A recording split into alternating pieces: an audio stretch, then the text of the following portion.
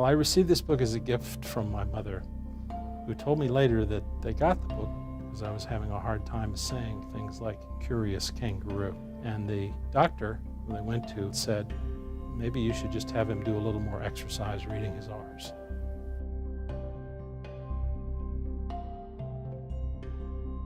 They actually talked about surgery too, if you can imagine that. Yeah. It must have been pretty bad, but I have no memory of that. This book, which is fairly new, it's called Last Stop on Market Street. It has a lot of really important messages about diversity, but not in any sort of explicit way. It just includes throughout their travels various different people. Some have a lot of tattoos, some are of different races, some have physical disabilities. And sometimes it addresses them explicitly, but other times those people are just there. And I think in reading that book with a child, it can be really important because the child will often ask questions. Why is that person like that? Or why does that person do that? Or why are they not able to do that? And I think that can really present great opportunities with your kids to have those conversations, which I think is even more important than them just seeing the person without engaging in a dialogue about what it means to be different and why that is important or isn't important.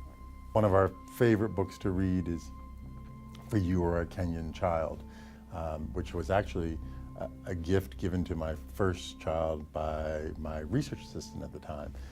And it's a story of a young boy, and you are, the reader, you are the young boy in the story who's having a day as a Kenyan child. And that's just a great example of how books, sometimes what they're doing is simply showing you that there are a lot of different people in the world, there are a lot of different experiences in the world, and in some ways they're very different, but in some ways that child is a boy just like you. When I'm looking at children's books, particularly for my kids who are multiracial, I really try to find books that include characters of different races, that have different characteristics, in part because I think it's important to have those images in books rather than having this monolithic image of what people in books and people in the world look like. Ferdinand the Bull by Monroe Lee. It's about a little bull who's really happy just sniffing the flowers every day, and one day he gets stung by a bee, and the village misinterprets that as him being this very aggressive bull because he's jumping around and snorting.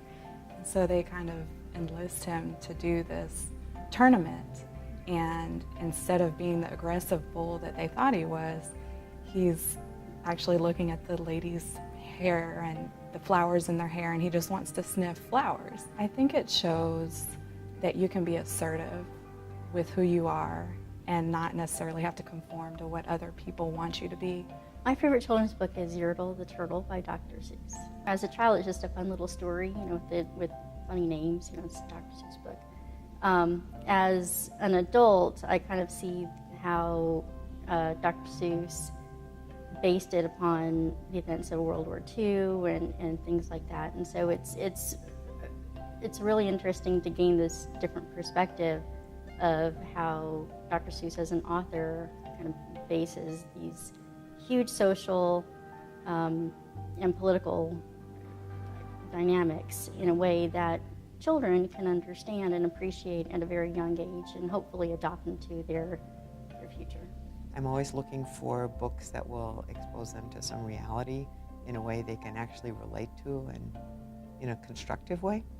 And it's hard with human rights issues because on the one hand, there's a lot of painful things happening in the world, and you hate to impose painful things on children, but at the same time, they need to understand what's happening around them. There was a collection of horror stories I liked as a kid called Scary Stories to Tell in the Dark. It was awful and horrid and everything I wanted as a fourth grader or fifth grader, and the stories were complicated. They didn't have happy endings.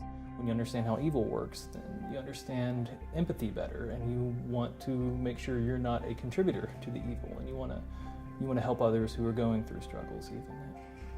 If you expose children to human rights education and if they experience education in a human rights supportive way, they tend to be more empowered, and they tend to link rights and responsibilities together. Children who don't get exposure to human rights education tend to think about rights as entitlements just for themselves.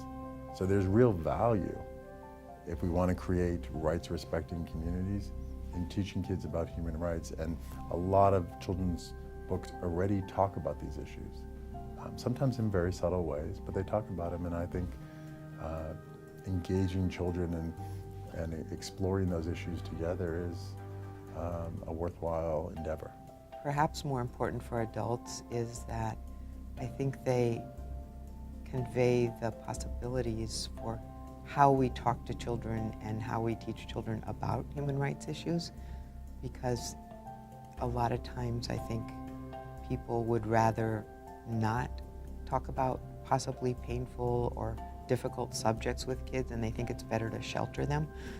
But I don't think that that's a very good approach, because essentially it's just bringing them up in denial, and either they're going to stay in denial, which is a problem, or they're going to be rudely awakened and upset that nobody ever told them anything.